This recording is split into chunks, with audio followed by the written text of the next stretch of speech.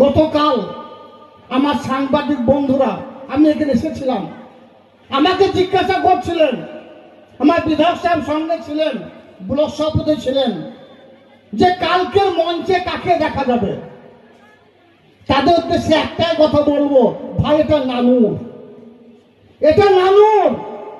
নানুরে মানুষ লড়াই করতে জানে, নানুরে মানুষ সংগ্রাম করতে জানে, নানুরে মানুষ রক্ত দিতে জানে। মমতা বন্দ্যোপাধ্যায়ের সঙ্গে তারা আছে, অভিষেক বন্দ্যোপাধ্যায়ের সঙ্গে আছে।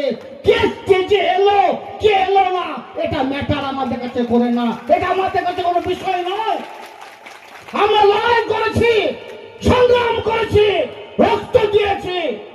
নানুর বিধানসভার মানুষের উন্নয়নের স্বার্থে হিন্দু মুসলমান শিখ খ্রিস্টান ইসাই সমস্ত সম্প্রদায়ের মানুষকে নিয়ে আমরা চলেছি মমতা বন্দ্যোপাধ্যায়ের নেতৃত্বে। তিনি বলেছেন 2011 প্রাককালে নানুর বিধানসভা বাংলাদেশের বীরভূম জেলার মানুষের উন্নয়ন করে দেখাবেন। আমরা বিগত দেখেছি নানুর বিধানসভার মানুষের ঘুম ভাঙত বোমার আওয়াজে। এখন বোমার শব্দ শুনতে পাওয়া যায় না, গুলির শব্দ শুনতে পাওয়া যায় না, মায়েদের বোনেদের কান্নার রোল শুনতে পাওয়া যায় না। তার কারণ মমতা বন্দ্যোপাধ্যায় একের পর এক 95টি প্রকল্প বাস্তবায়িত করে মানুষের মনের মনিকোঠায় পৌঁছে গেছেন।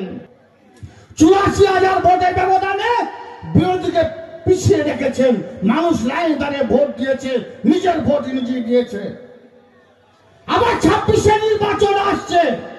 মমতা বন্দ্যোপাধ্যায়, অভিষেক বন্দ্যোপাধ্যায় যাকে মনোনয়ন দেবে, আজকে বিজয় সম্মেলন মঞ্চ থেকে বলে যেতে চাই, মিলিয়ে নেবেন 1,18,000-এর বেশি ভোটের ব্যবধানে আমরা বিরোধী পিছিয়ে রাখবো। 18,000টা কেন? 18,000-এর জন্যই যে 1 লক্ষ ভোটের ব্যবধানে 24-এ নির্বাচনে আমরা বিরোধী পিছিয়ে রাখার কথা ছিল, সেটা পারিনি। সে 18,000 ঘাটতি আছে, সেটাকে 26-এ নির্বাচনে প্রমাণ করে দেখাবো। সঙ্গে সঙ্গে সারা বীরভূম জেলার যে 11টা বিধানসভা আছে, 11টা বিধানসভাতে জোড়া ফুল ফুটবে, বিরোধীরা শস্যের ফুল দেখবে। প্রমাণ করিয়ে দেবো। গণনা কেন্দ্রে আসবেন, সাংবাদিক বন্ধুদের বলছি মিলিয়ে নেবেন।